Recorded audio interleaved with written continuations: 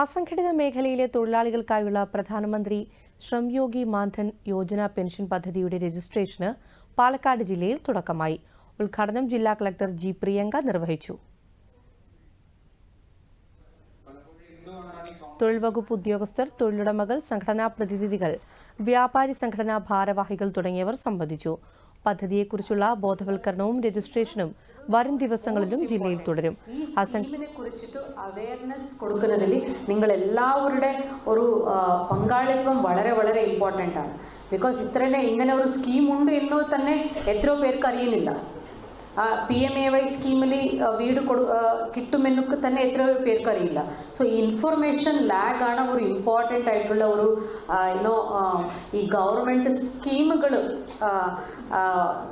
For them to succeed അത് വിജയത്തമാവണമെന്ന് പറഞ്ഞാൽ ഈ ഇൻഫർമേഷൻ സ്പ്രെഡിംഗ് ആണ് വളരെ ഇമ്പോർട്ടൻ്റ് ആയിട്ടുള്ളത്. അതിനിടയിൽ നിങ്ങൾ എല്ലാവരുടെ പങ്കാളിത്തം, നിങ്ങളെല്ലാവരുടെ ഒരു ഇൻട്രസ്റ്റ് തീർച്ചയായിട്ടും ഇതിൽ കാണിക്കണം.